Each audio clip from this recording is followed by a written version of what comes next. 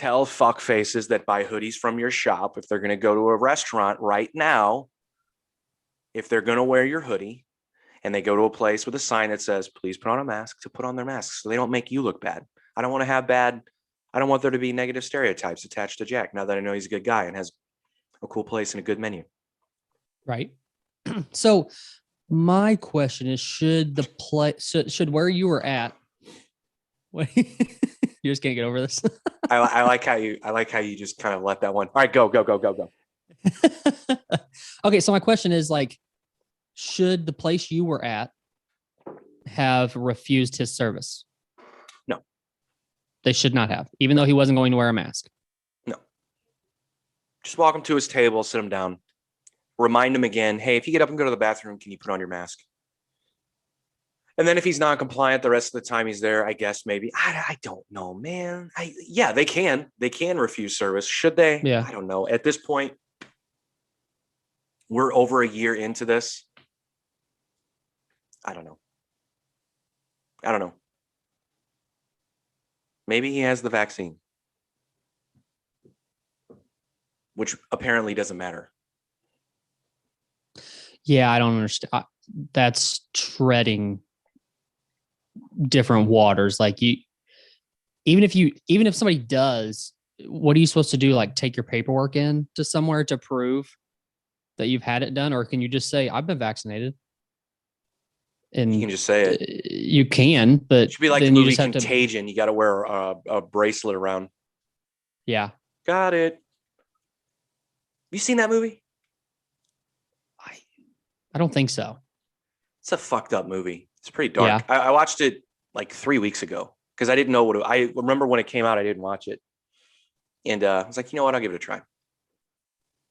It's a dark movie. That's a fucked up movie.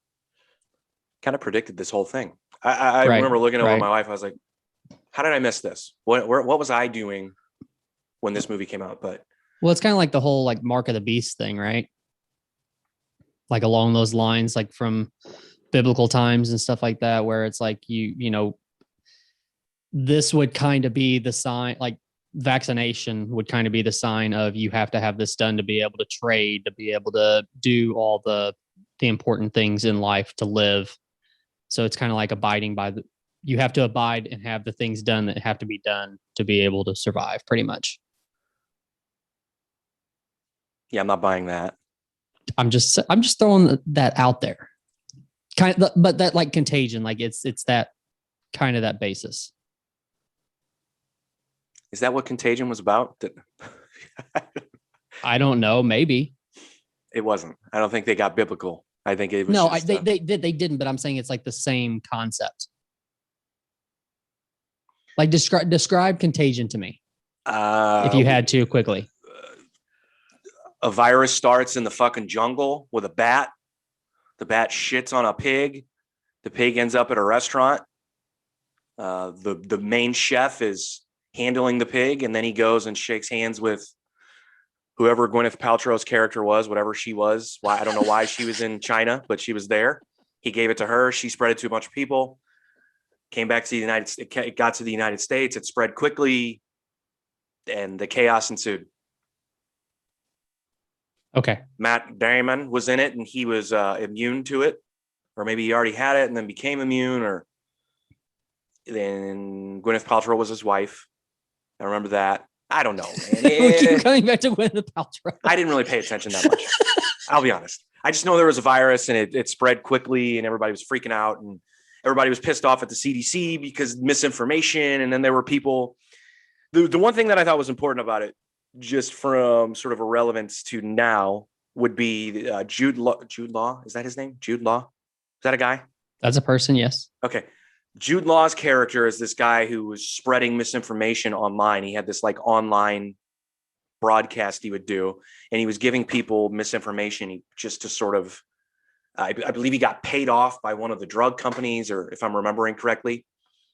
That, to me, is so relevant to what we have going on now still with coronavirus, is just misinformation, and people run with it.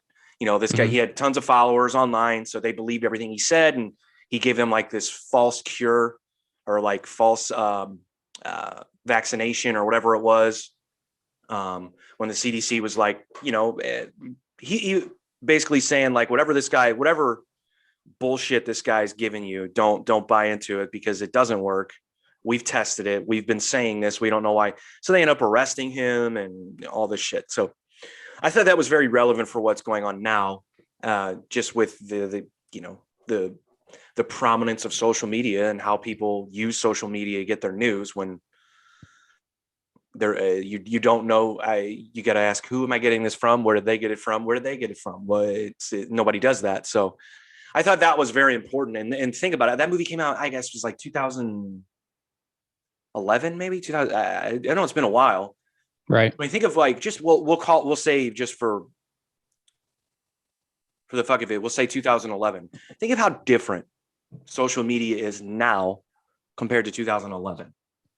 You know what I mean? Think of how much it's advanced. Think of how much more there is. The ability everyone has, like, it's crazy. I guess 2011. Twitter wasn't a thing yet, was it? It was, but nothing like it is today. I mean, Okay. I joined Twitter in 2011. Okay. Yeah. So you had Twitter, Facebook, Instagram was a thing, but again, nothing like it is today. TikTok, I guess, existed apparently. No Apparently way, TikTok's really? been around since the 80s. We just never knew it. Well, Uh, wasn't TikTok something else like Vine? Was it? I Isn't guess. I don't know. I think in 2011, yeah. Vine was probably around in 2011. I mean, then there are so many other platforms that have come and gone since then, right? Vine's one of them. Can you still get a Vine? Is that still an application? I don't know. I never had it. I just knew it was a thing, and I knew that I thought that TikTok kind of took over what Vine was. I don't know. I guess MySpace was fizzling out in 2011. I think the last good years of MySpace was probably 2009-ish. Because I remember we used MySpace to book a tour. Really? I don't know what year that was. Like, we connected with everyone on MySpace. We didn't go through any of the clubs, any of the promoters. We connected with all bands and all like fans that were trying to put together. It was a disaster. It was a disaster. We never got paid. We got paid a couple of times, and it wasn't a long. It was like a 2-week thing. Could somebody do that now through any social media sure. platform? Yeah. I mean, that's what the fucking you use it for. Yeah. But I remember for then it was sort of, this had to have been 2008-ish, maybe 2007. But for then, the norm would be find promoters, find clubs, reach out to the clubs, say, hey, we're booking our own tour. What can you do? And I think people still do that. It's been so long since I've toured, but DIY bands still do that, I'm sure. Because God knows we all love the middleman, so we got to go through the middleman to. Yeah, you really do. And that's why we tried to do it, and we did. And honestly, it's not like it was our idea. We actually saw another band from the area do that, and they were very good at DIY touring. So like no manager, they just did it. They nothing. just booked shows did everything on their themselves. Own, and then that seems negotiated like a their deal. headache. Yeah, it's a pain in the fucking ass. But I mean, if you want all the money to go to you, you don't want to share the money with anyone else. If you want to,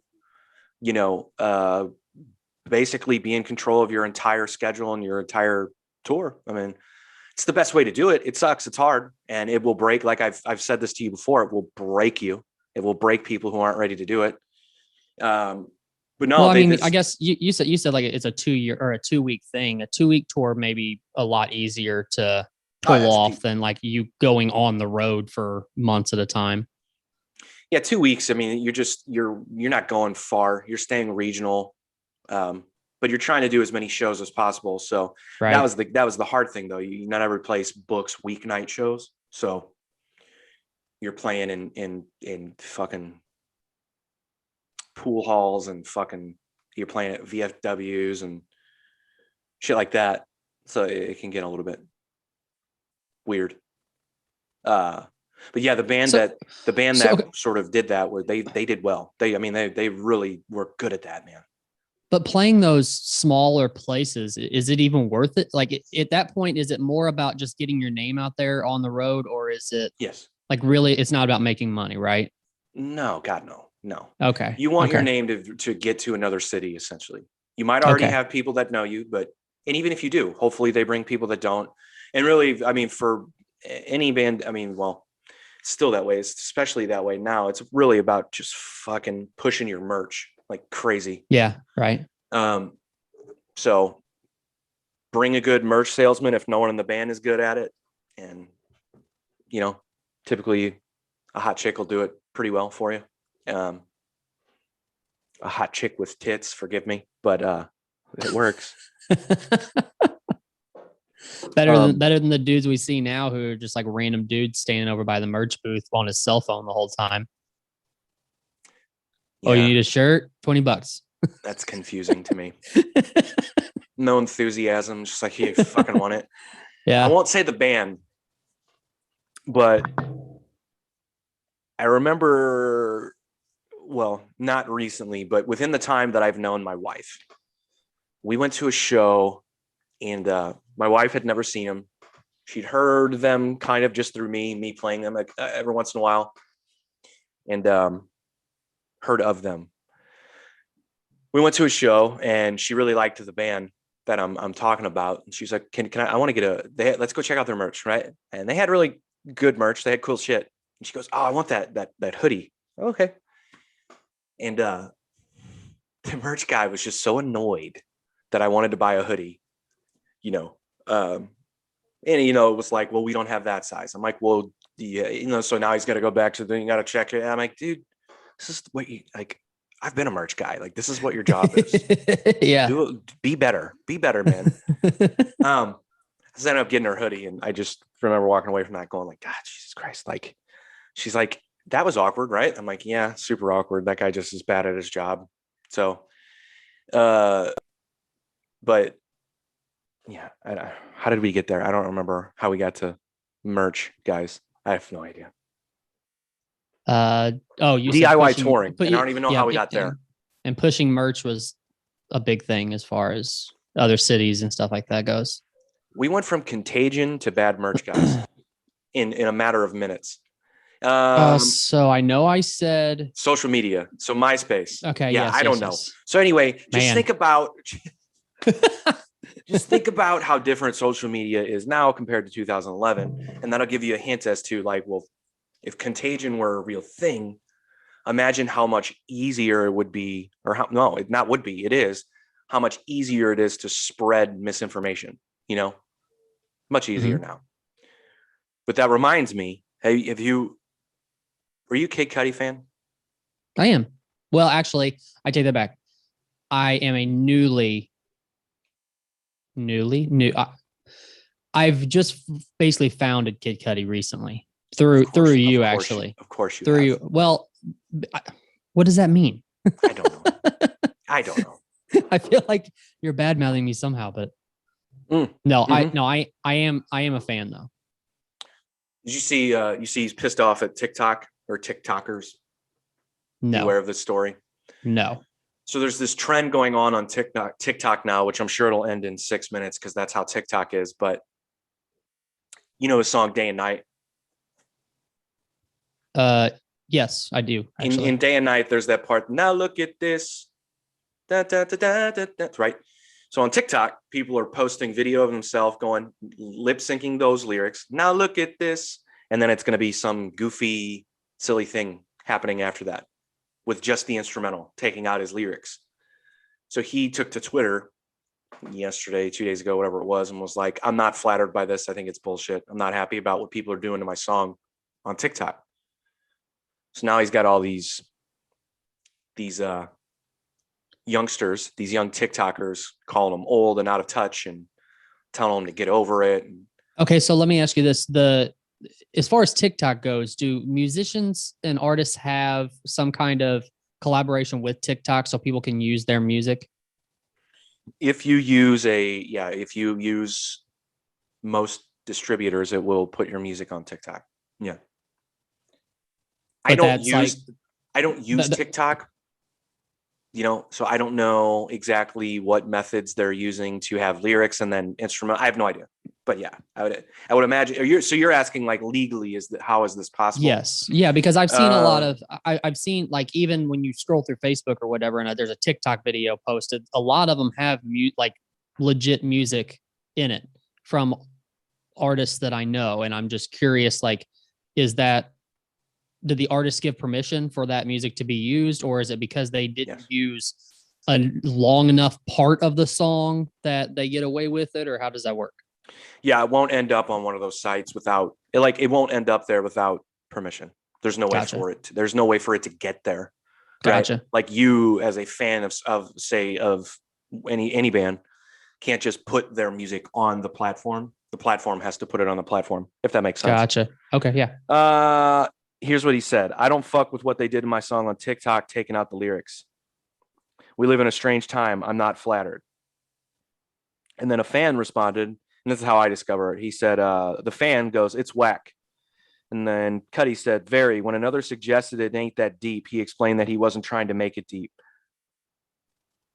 So basically someone was being like, hey, day and night's not that deep, get over it. And it's like, I don't Gotcha. care if it's deep or not, it's my fucking shit, and I'm with Yeah. him. Call me old, call me out of touch, fuck you, that's my song. I don't have to like it. What's I guess I'm not understanding what he doesn't like about it. Like just that it goes to the instrumental and the lyrics Yes. go away.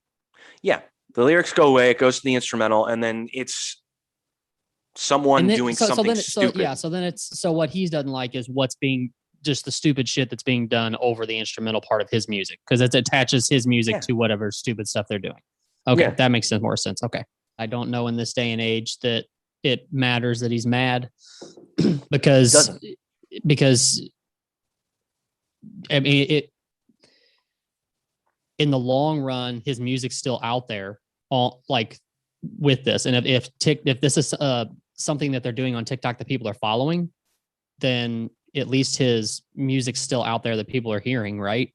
So there's a good side to this also. Yeah, yeah, okay. And I don't necessarily know that people are like if I'm watching this video, I'm not going to attach that song to what stupid shit that those people are doing, right?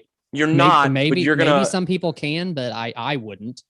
Yeah, you're not gonna think about the song at all. You're gonna watch 15 seconds of stimuli and move on with your day. You're not even Right. gonna go, oh, what song was that? Like it. Right. It doesn't happen. Yeah. Yeah, no, you're right. It doesn't matter if he's upset about it, but I understand why he's upset about it. The problem that I have with it is, well, look, I mean, as someone who who releases music, I mean, should I be flattered that someone is like, one of the videos was really stupid. It was, but okay. Should I be flattered? Well, I'll throw an arbitrary example out here. So like, should I be flattered that someone used my song, cut out the lyrics, use lyrics in the song to introduce their dog taking a shit in the human toilet? You know what I mean? Okay. No, I'm not flattered. But that's what TikTok is. TikTok's not about the artist. It's about the content, that quick content. Yeah. Someone said something to me the other day, and it makes so much sense. Okay. I have two friends. They live in DC, and the only way we really communicate is now that I have a child, because they have two now. We talk about our kids, and it's not by choice. That's just, it's easy to do. Here's a picture of, right. You share pictures, share stories, whatever. But one of them sent me a TikTok video of something. Oh, it was there's a TikTok video that I think went viral. It's two dads, both of them have babies. One of them has drumsticks, the other one has a guitar, and they basically do a lip sync sort of rock out version of Last Resort by Papa Roach. It was cute. Okay. It was funny. Ha ha ha. Fine. Whatever. They sent me that. And I just saw the what's it called? The thumbnail, and I didn't open it. I said, oh, I've already seen it. Plus I don't watch TikTok videos. Ha ha. Right. And then one of them said to me, and it makes so much sense. They go, yeah, we're not on TikTok either. We just thought you'd appreciate that. I go, oh, thank you. I do. And I go, curiosity, why aren't you on TikTok? And then I think the response was, it's gross, or I can't remember exactly, but one of them said, You know, it's funny. Instagram is where celebrities go to be real people. TikTok is where real people go to be celebrities. Wow. It makes so much sense. That's deep, man. It makes so much sense. It does. Yeah, that's true. Yeah. And I don't know if they came up with that or someone else has said that, but when they said that, I go, oh yeah, that makes total sense. Yeah. Which could be why I'm not on TikTok. You don't think we should make a Raised on the Radio TikTok? I've thought about it. How do you? Are we doing it? Did we just decide that we're doing it? I don't know. Maybe. That silence tells me we're doing it. Yes. I just have a quick question about it. Like, how does it work as far as gaining followers and stuff like that? Like, how do you put yourself out there on TikTok? I have no idea. Is it just? Oh, okay. I have no idea. Okay. I have no idea. We should just. I'm not gonna lie. That was sort of a question that I was hoping you would know the answer to, just so I could find out that you're secretly on TikTok and you're just lying to the world. Yeah. Well, look, dude, and people like associate TikTok with this like young generation of people. Why? Why does it have to be? No, young kids use apps, especially social media apps, but it doesn't have to be a young person's thing. We've just bought into that idea. What do you know the most famous TikTok video? The one that I know of is a middle-aged man skateboarding, drinking fucking ocean spray or whatever, listening to Fleetwood Mac. You know what I'm talking about? No, I don't think. What world do you live in? Anyway, it went viral. It was everywhere, dude, everywhere. But that's a middle-aged dude listening to a band that hasn't been popular since the 80s. Right. You know what ones kind of crack me up though is the ones, have you seen there's several of them, but it's like where they put different songs to different it's like there's one where this metal band is on stage and it's this guy just like rocking out on stage. You got mosh pits all around and everything, but they put in different music to it that matches the beats that he's doing on the stage. So like, Man, I Feel Like a Woman by Shania Twain and like all these different. Do you not know what I'm talking about? No. This guy's it's a metal band and this guy's doing Running Man on the stage, but it go like they put unlimited amounts of different songs to it because it matches the Running Man that he's doing, and it even matches some of the mosh pits that are going on and stuff. It's pretty funny. I'll have to send it to you after the show. Are you saying that you do this in an app, or you're just saying someone made a video that you just so happen to see? Yes, that one. What does that have to do with anything? That's cool. Well, because I assume I think it's a TikTok video. Oh, well then there you go. Because it's a short clip. So, anyways, I'll have to send it to you. Probably, yeah. I wish I could find whoever the person was that commented on Kid Cudi, because it was so. I think it's what really attracted me to the story, because it annoyed the fucking shit out of me. What was it that you told me? So like I said, I'm a new fan of Kid Cudi, and you told me when this last album dropped that a lot of people were basically saying that he should quit or that he should go away, and then you were saying that the streams that he was getting on the new album in a short amount of time was ridiculous. Did I say that? Yeah. I don't remember that. Yeah. Because you were like, people are saying that he's, I guess, I don't know if you said out of touch or something like that, but you were like, they're saying that he should go away, or he should, stop putting out music. And then you showed me the numbers of what that album was doing that he just put out within like 24 hours. And it was ridiculous. Yeah. And basically told everybody to shut the fuck up. I vaguely remember what you're talking about. I don't know who said it, but yeah, I mean, the album did really well. I mean, as far as, I know what you're talking about. I know why I brought this up. I was listening to a podcast and they were talking about how relevant are some artists, and they mentioned him and said that the generation that he influenced is relevant now, but he is not, which I thought was, and I kind of said, well, how is that possible when he's selling the way he's selling currently? And the song he did with Travis Scott recently was his first #1 single.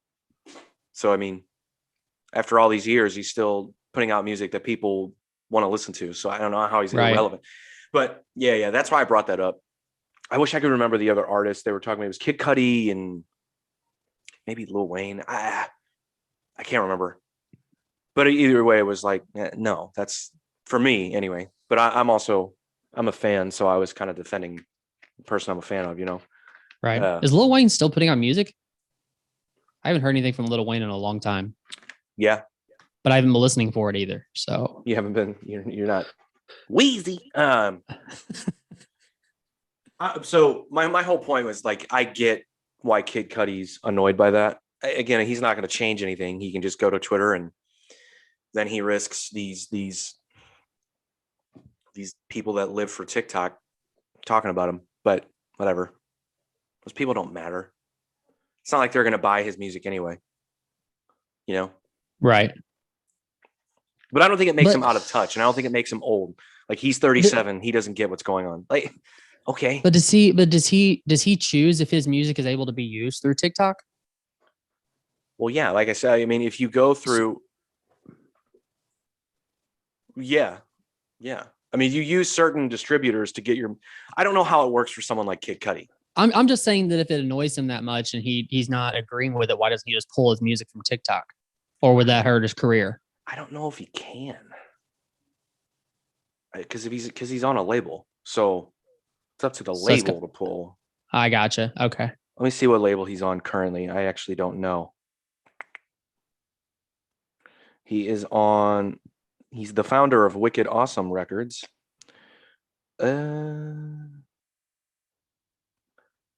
What's the last record? What did it come out on?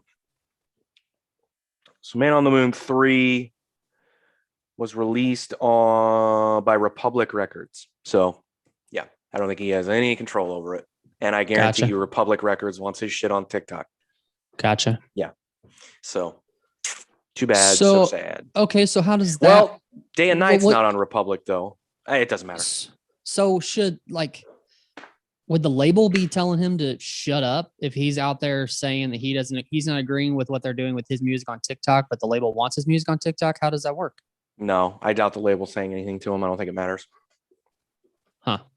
Because at the end of the day, if he tweets about it and it catches a little bit of attention, that's still attention for him. True. Whether it be positive or negative, it's still keeping him relevant, And I think a lot of times, I'll be honest with you, lately, what I've seen on social media is when an older artist, and by older, I mean one that didn't release their first record last spring, when an older artist kind of talks about the industry now and really talks about what they don't like about it and what they would change and what we need to do, I see a lot of people backing them up, and not just like people like their peers, like the younger generation of people, but that could just be me noticing something and no one else noticing something. So true. I don't know. But yeah, we're gonna start a Raising on the Radio TikTok now. That's good to know. I'll look into it. I just don't know. Can we do clips that are like 15 seconds long? We got enough of those? I do them on Instagram all the time in our story. Not that short though. What do you mean? Are they that short? TikTok? Is TikTok like 15 seconds? I'm pretty sure. So you post videos on Instagram stories that are that short? Hi, I'm Earth. Have we met? Yeah, dude. Okay. All right. God. Yeah, man. So we'll start a TikTok and we'll see how it goes. Okay. Yeah. And that's a whole new algorithm you got to figure out now. Great. Maybe anybody who listens to this show, if you are big into TikTok and making videos and you know how to get your videos out there, let us know. Yeah. God, please. I feel. Do you feel gross right now? Kind of. I kind of do. Yeah. Kind of. But I was just about to say, yeah, I would love to take time out of my day to get a TikTok tutorial, please. That's exactly what I want to be spending my time. Oh God, that sounds horrible. doesn't sound great, but I'll do it. Why not? Sure, Got to stay relevant somehow. it's true. Or be relevant. Like there's a stay and you got to get relevant to stay relevant, right? Yes. Did you watch that butt rock video I sent to you? No. The butt rock is back video. No, I didn't get a chance to watch it. So let me just say this. I love the idea that someone's talking about it. However, the examples he gave, not so much. And I'll leave it at that. And I'll let you. This is your dude too, right? Well, I mean, yeah, I guess. But he used our buddy Jarris Johnson as an example of how butt rock is back. Mm-hmm. I don't know. But he did talk about like it was good for Papa Roach to make that video with that guy because it keeps them relevant. And, you know, because this guy's a TikToker. Yes. But he's also not the only one that's Jarris Johnson's hopping on tracks with either. I mean, I just sent you that one the other day that he Bring Me the Horizon redid Can You Feel My Heart with him off their Sip Eternal album. Did you send me that? I did. Oh, I don't know if I sent the track. I know I sent you when I seen that they were doing that. I sent that to you. Yeah, I'm good. I don't need that in my life. Yeah. I don't need that guy on any songs that I like anymore. But also like Papa Roach is doing like they also did redid their song Broken As Me with Danny, is it Alsop? Is that how you say his name? From Asking Alexandria? Warsnip, is that it? I don't know his last name. I know who you're talking about. Yeah. So hold on. they're not just doing stuff to stay relevant. They're also doing, you know, tracks with other big name artists. Yeah, but that's a collab that makes sense. It's not a collab with a TikToker. Okay, I get it.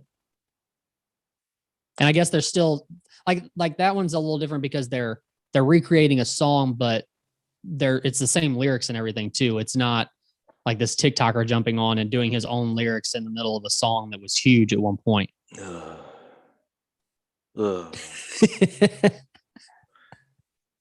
He gets so apparently he gets compared to Chad Kroeger from Nickelback a lot.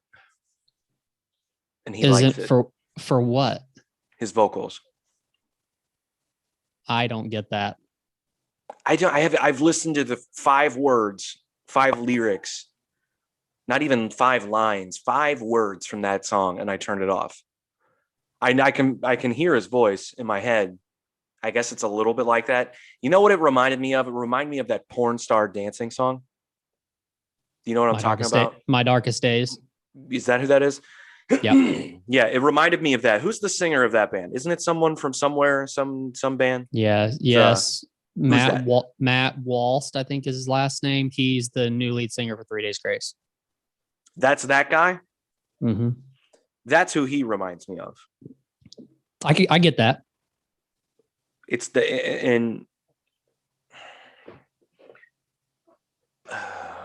it's very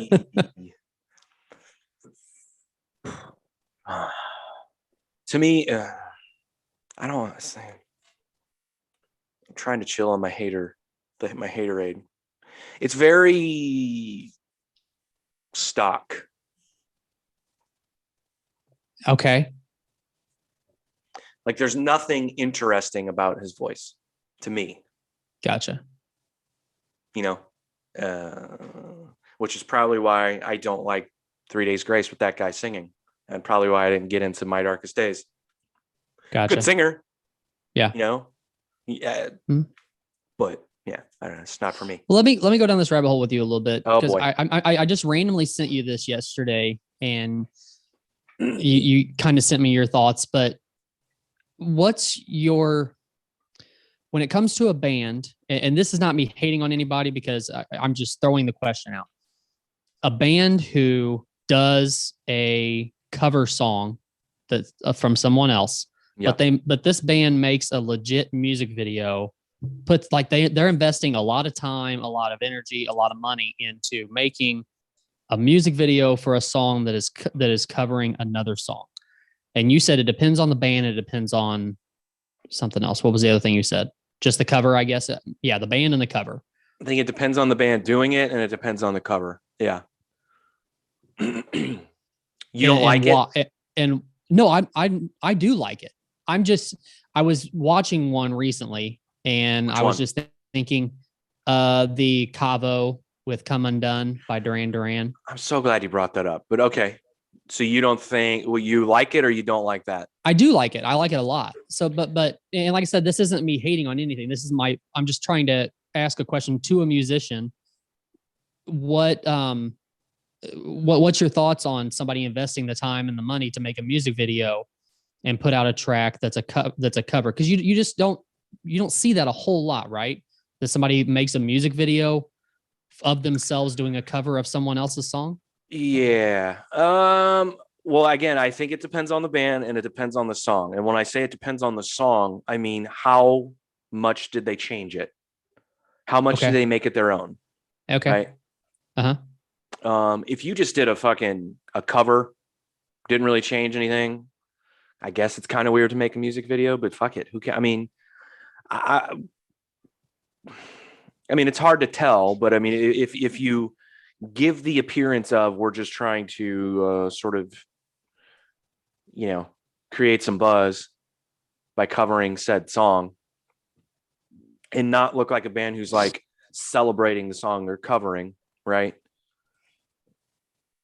I guess maybe that could be considered douchey by some people. I don't know. But I mean, I don't know. I mean, as someone who has covered a song, did make a music video for the song, but as someone who multiple times has covered a song, one of which we did put on a CD and did get semi popular, I'm kind of in the position like I say, fuck it, do it. But I get it. The one that comes to mind always for me is the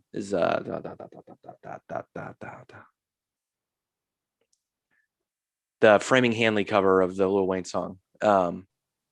Lollipop. Lollipop. Jesus Christ. I was like, Yeah. it's called Candy, right? No, that would be 50 Cent and Candy Shop. And yeah. So that one comes to mind because I mean, they made a video. It's like a 5-minute long video, like a storyline and everything. And that song was huge for them on radio and shit. So like, you have to make a video for that, right? If you're going to release it, you know, I guess they could have not released that, but that song was huge and still relevant at the time. Yeah, but that's a little different, I guess, because they cross genres with that song, right? I mean, yeah, but that's, yeah. Well, yes. That's why it was so appealing. Yeah. As someone who also has done that and did it before them.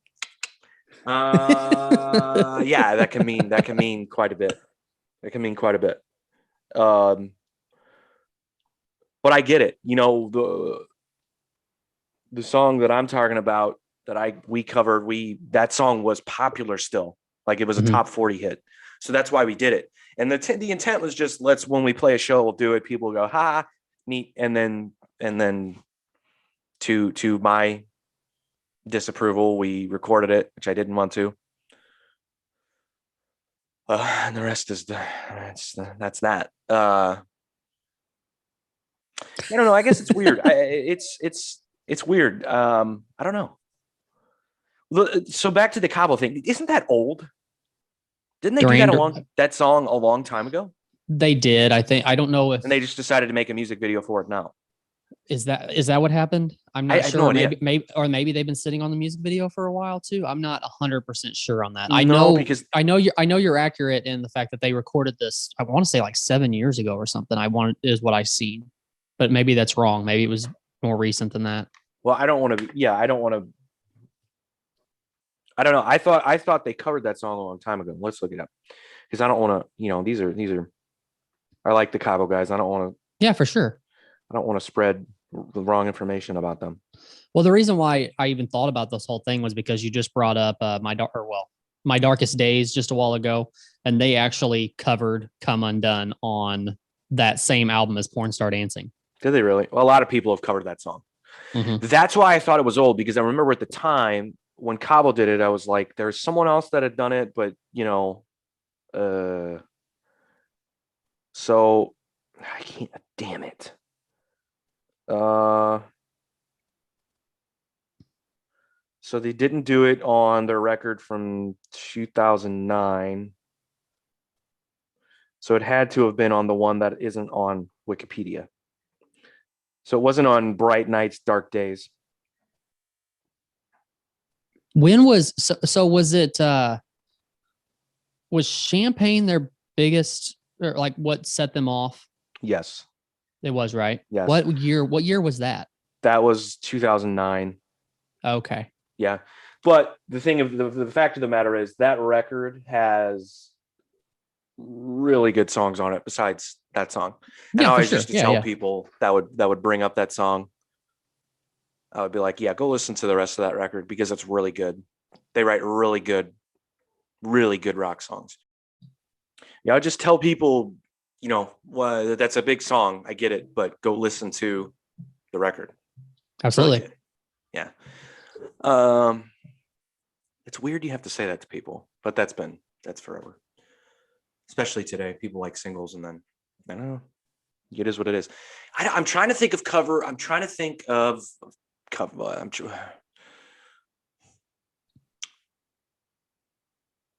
Trying to think of bands who have done But covers. there are some, you know what I think is cool is when you can do a cover of a song or of a band and no one really knows that it's a cover. Like No Doubt, that It's My Life song. Is that what it's called? That's a cover. Most people didn't know that was a cover. Okay. It's just, it can be cool. And they made a video for that. That was a big song for them. Is that what it's called? But You was know the what song? you know what I'm talking about, right? Yeah, I do. Wasn't that one of like a big song that launched them too? No, I mean they were It already No wasn't. Doubt before that, but I mean it definitely was a big song. Uh,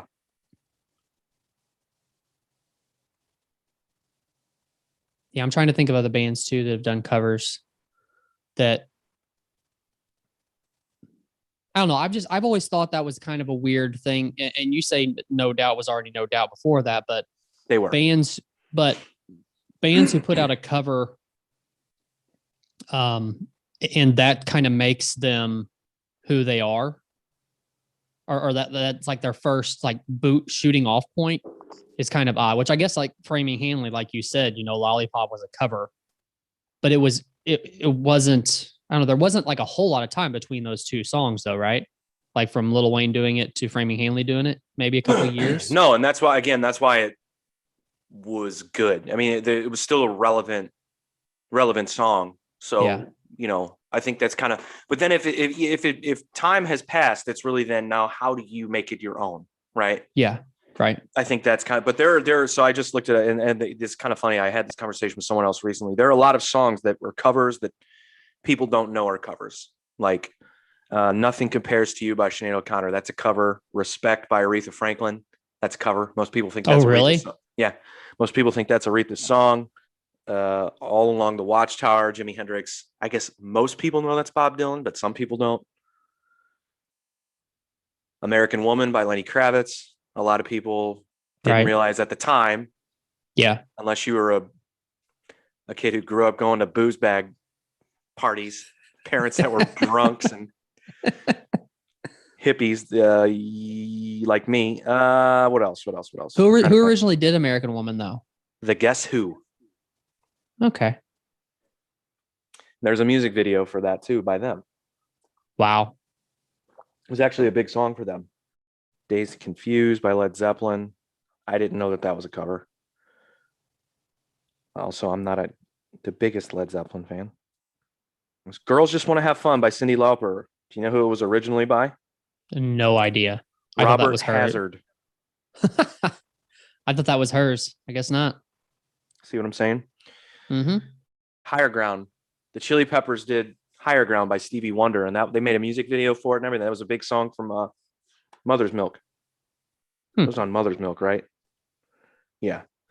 That's a good one. Forgot about that. I Love Rock and Roll by Joan Jett, originally by the Arrows. Never knew that. Hmm. I Want Candy by Bow Wow Wow, originally by The Strangeloves. All right. Here's a trivia question you better know the answer to. Uh-oh. I Will Always Love You, Whitney Houston. Who's it originally by?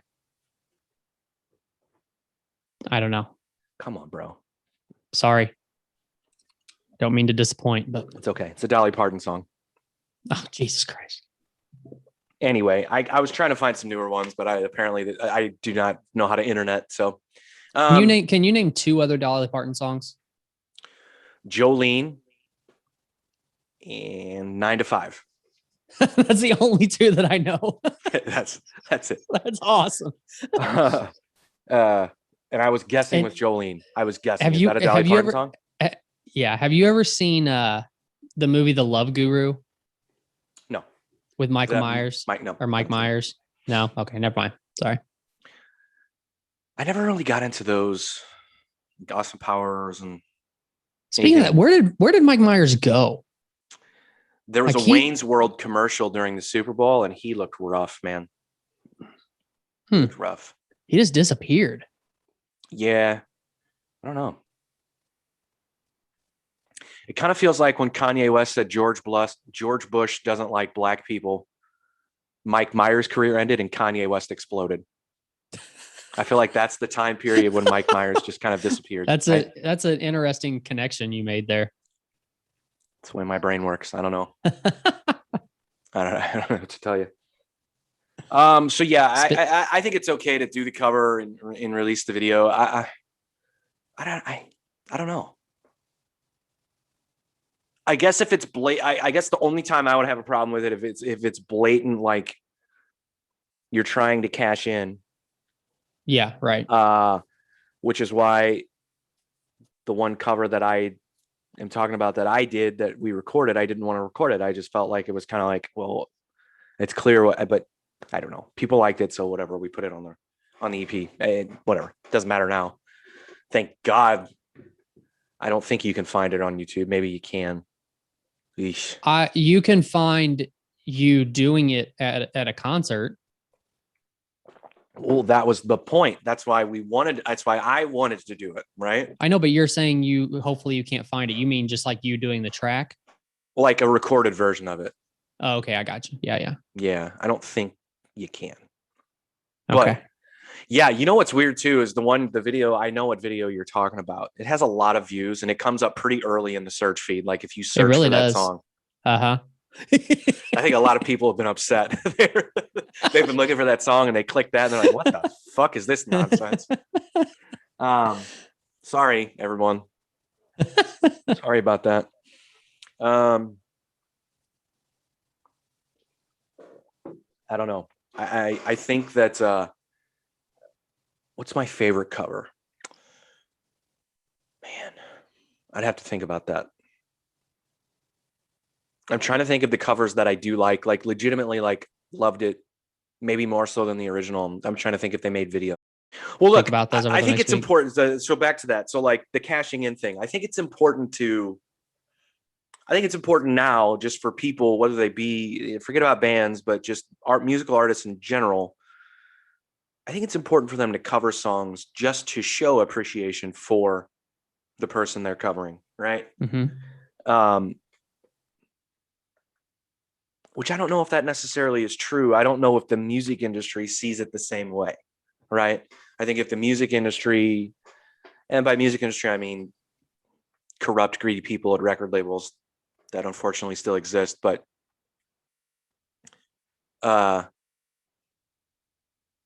you know, a lot of times they'll greenlight a cover song on an album just for that. It's like, well, it's still relevant. We're going to sell some records because of this. But maybe the artist really does appreciate. I don't know. What about I don't know what you're gonna think about this one, but wasn't Behind Blue Eyes that Fred Durst did? That was a cover song, right? Who did that originally? Yeah, dude, that's the Who. The Who? Okay. Yeah. It just popped in my head. I don't know why. Did you really just ask if that was a cover? You think Fred Durst wrote that fucking song? No, I knew it was a cover. I was trying to figure out who was the original band that sang it. The Who. Yeah, it's the Who. George Michael song that he redid, that they redid too. Faith, yeah. Yeah. Much bigger song than Behind Blue Eyes. True. Much cooler version of the song done Behind Blue Eyes as well. Wasn't Behind Blue Eyes done for a movie? I-M-P. Discover. L. Yeah, it was done for the movie Gothica. Was that Halle Berry? Yeah. Okay. For some reason, I've always tied that song to Halle Berry, and I'm just now realizing he was in the why. music video, and Fred made out with him. Okay. Oh, okay. Yeah. That makes sense. Yeah. Seems like a memorable moment. Would be for me. Fucking Halle Berry, man. That movie made me fall asleep. That was not a good movie. I don't think I ever watched it. Yeah, it's not good. Don't waste your time. Yeah, Faith, that's a perfect example. You take a song, it's nothing like your band, you make it your own. Made Limp Bizkit who they are. I mean, it shot them into. That's a perfect example. I forgot about that completely. That made, I mean, without Faith, does Limp Bizkit become Limp Bizkit? Maybe. I guess if they still put out whatever it's called and Nookie's on it, they probably still blow up the same way. But I mean, Faith helped. But did Faith come around after or before that album? Like Chocolate Starfish? Before Nookie and yeah.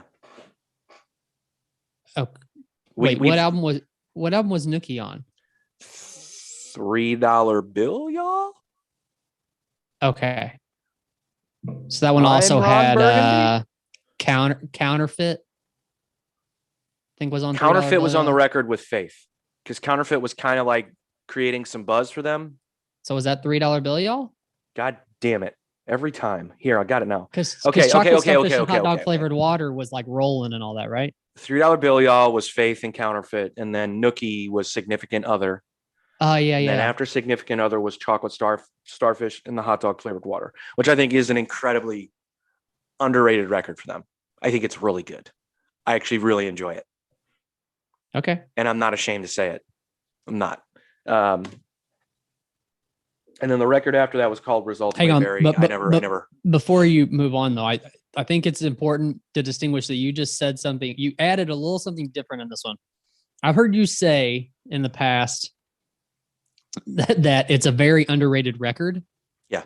But this time you said it's a very underrated record for them. I feel like there's a difference there. There is. No, there is. Well, yeah. Well, I think it's because the other two records are more popular than that one. I think people liked that, but I think it was commercially, well, you know what? Well, let's look at it. So, I mean, which do you think is their highest selling record? If you had to guess. I would say Chocolate Starfish because of how big it was when it came out. Okay. Oh, didn't we just look up like their total record sales a while back and it was ungodly? Yeah, Joel did. I think it was 40 million or something like that. Yeah. Just ridiculous. So that record sold 6 million copies in the United States. And you're probably asking, well, how can a record be underrated if it sells 6 million copies? I think it's underrated for the rest of the songs on the album that were not singles. Right? Gotcha. Mm-hmm. So that sold 6 million. I think it's their biggest one. So let's see what Significant Other did. Nope. Significant Other sold 7 million copies in the United States. And what was on that? Nookie, fucking Rearranged, In Together Now with Method Man, Break Stuff. Wait, Break Stuff was on Break that? Stuff. Damn. I was thinking. Wow. I forget. You know what? I've erased that song from my memory because I hate it. I can't. Really? I hate that song. Yeah, I don't like it. Significant Other sold 2 million. God, they have sold some fucking records, man. Jesus. Results May Vary. So 2 singles, Eat You Alive and Behind Blue Eyes. What year was that? Does it give you a year? 2003. Man. It did go platinum. That's crazy, dude. So I was thinking about something. So what do you think the signature song, rock song the signature rock song of the 2000s was? Jesus. Do you know what I'm asking? Like it's that generation of kids of people. What's their, you know, like their Stairway to Heaven of the 2000s, or for like, you know, like if Nirvana, we're talking like Smells Like Teen Spirit. That's probably a better example, but Smells Like Teen Spirit of the 2000s. That's tough. Well, would you be pissed if I said it might be a Nickelback song? I wouldn't be, because if you base it off of, let's just call it popularity, and by that I mean sales. Right. Do you want to know some of the top selling songs of the 2000s? So I actually looked this up, and it's you're going to go, oh, wow, that was. So I looked this up and I was like, well, okay, so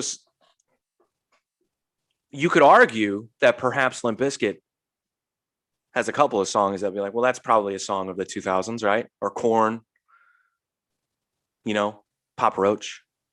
There are plenty of, you know, Nickelback there. So when we're talking about best-selling songs of the 2000s.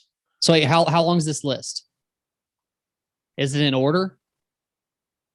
So here's what I'm going to give you. I'm going to give you number one rock songs of the 2000s, and then how many weeks they were number one. Forget about sales. We're just talking about popularity here, right? Okay. Yeah. So just to give you an idea. So if I asked you which song spent more weeks at number one, Higher by Creed or Kryptonite by Three Doors Down? Kryptonite. 9 weeks at number one.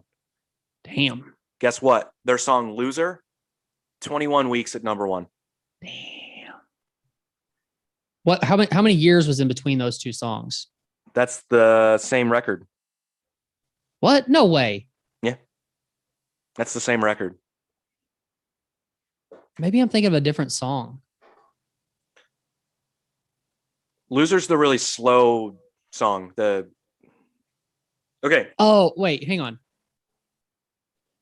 Is there another band, an older, like an earlier 90s band that did a song called Loser too? Yes, Beck. Okay, that's what I'm thinking of.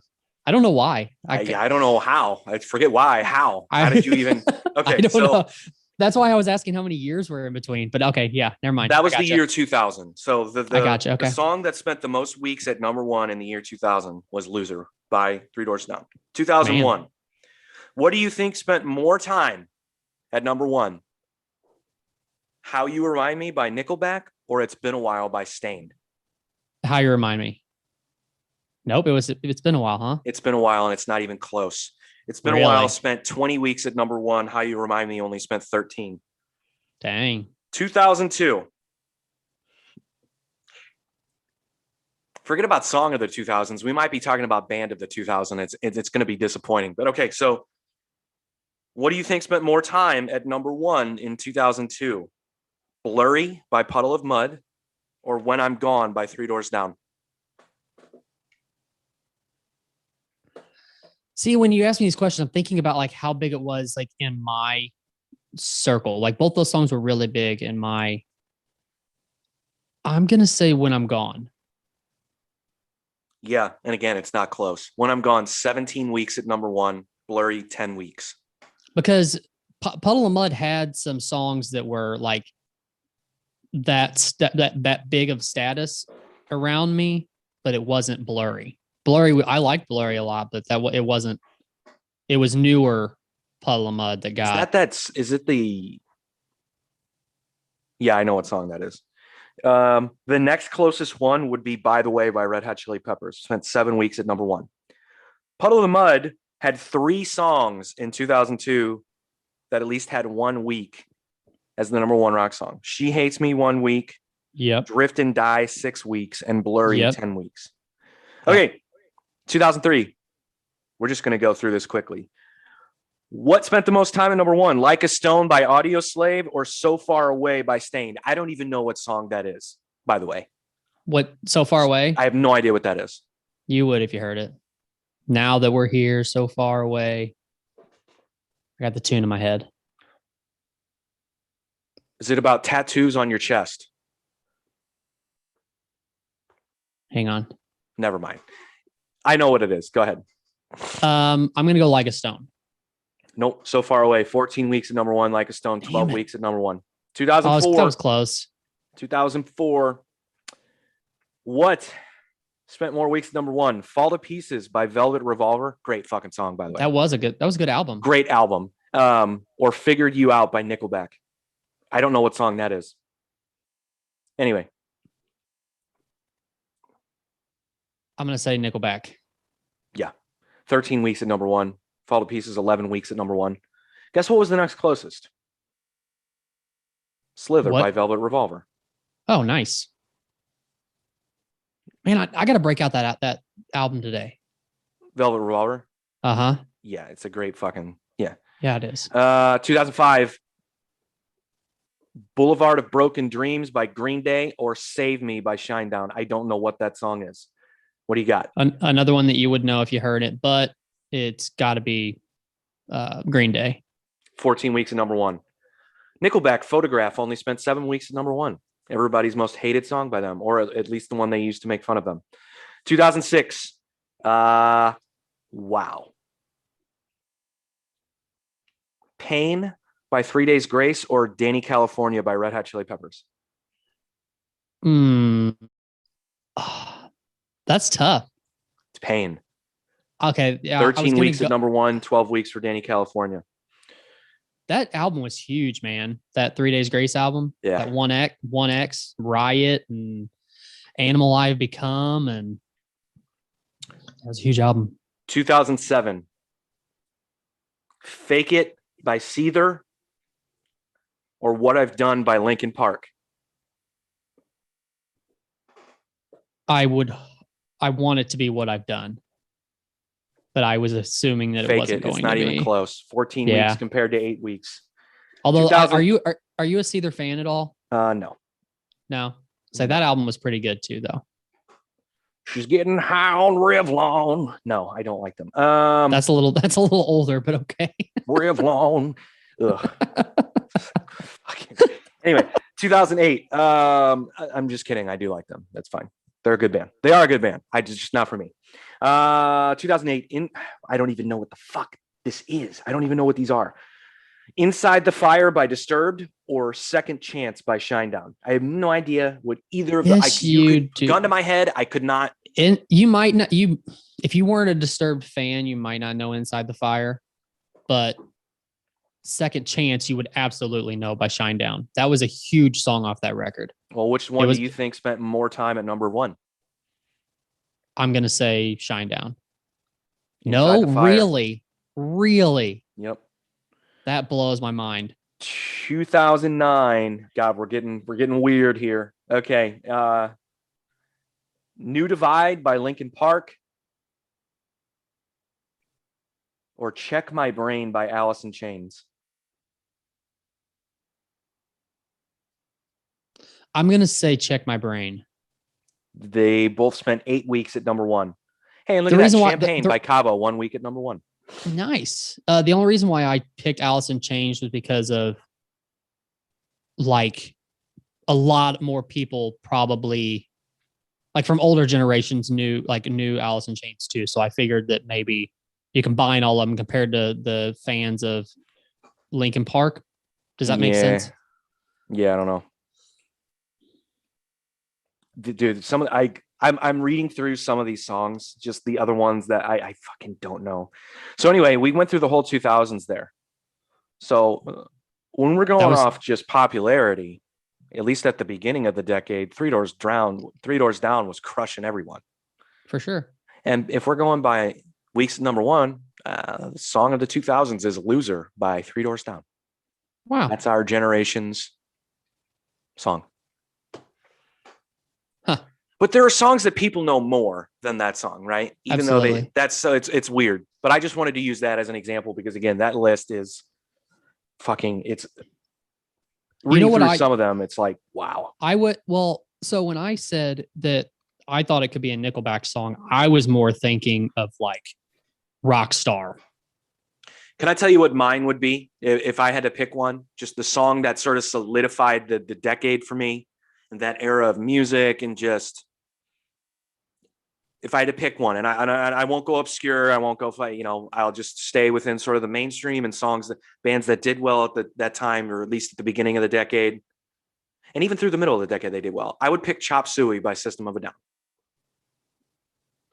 Everyone knows that song. Everybody does, but not everybody likes System of a Down. That's very true. That's I wouldn't call it obscure. I don't think you went obscure, but I think it's a kind of obscure because of, yeah.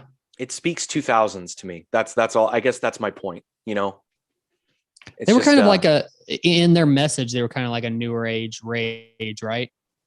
Yeah. Yeah. So that kind of, that could kind of make sense. I get it. Like for me and you, yeah, I could see that, but I think there's maybe too many people out there who aren't really System of a Down fans that would oppose that. I don't know. Those people need to get bent. That's what I say to that. Because this is the music that I like, and people need to understand what I like. And I know what I'm talking about. Okay. And agree with it. And Patrick Blair knows what he's talking about always. Jesus Christ. Get with the program. I just want to do something really quickly here. Okay. Just quick top selling rock songs of the 90s. All right. List of Billboard and mainstream #1 songs of the 90s.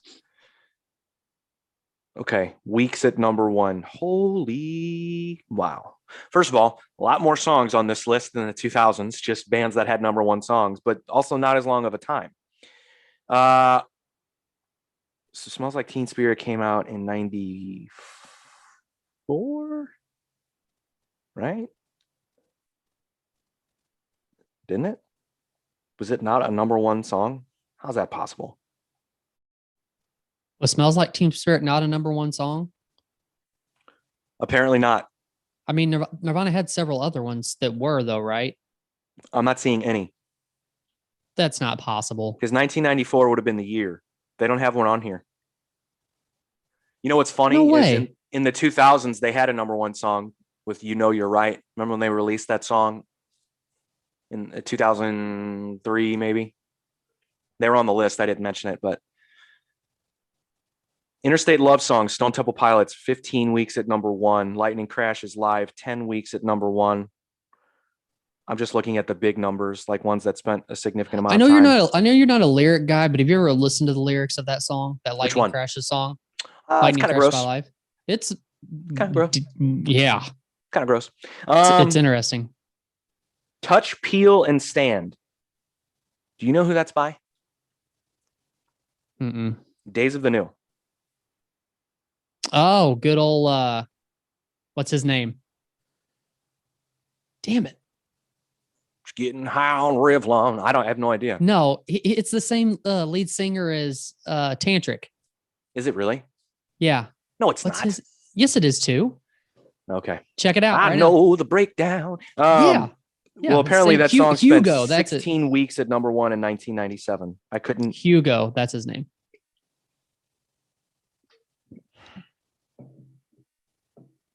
He tried to hit on my wife once. Go on. Backstage. So when we interviewed the band Trapped and we were back in the green room, I already love this story. Tantric was on that bill. And at one point I had left or went outside to get food or something. When I came back in, Hugo was sitting on the chair right next to my wife. Like nobody else, there were people in the room, but he, you could clearly tell in his eyes that getting ready to try to make a move or do something. So he's just sitting in the chair next to her. And right before he went to reach his arm around the back of my wife's chair, I got her and we walked back out. It's this is getting weird, but it didn't surprise me any. So it didn't piss me off because I was just it's a chick in the green room. And these are huge artists, so I don't know. Named Hugo. Oh, well. Anyway. Well. That's my Hugo story. I'm glad you got one. Don't we all? Are you sure that's the same dude? Dude, check it out right now. Isn't the singer of Days of the New dead? Check it out right now. Google it. What am I Googling? Before we bail. Is this it? before we bail on the episode, Is the singer of Tantric the same singer? as Days of Singer the New. Tantric the same as Days of the New?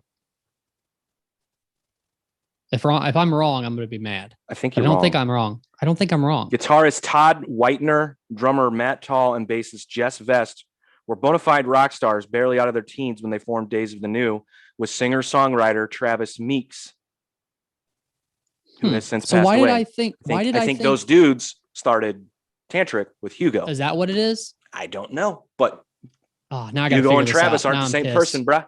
Now I'm Told ya. pissed. I gotta figure this out. You do it after the show. Let's get out of here. I will. All right. And again, I say to all those that don't like System of a Down, get bent. Figure it out. And with that. Straight for you. Live on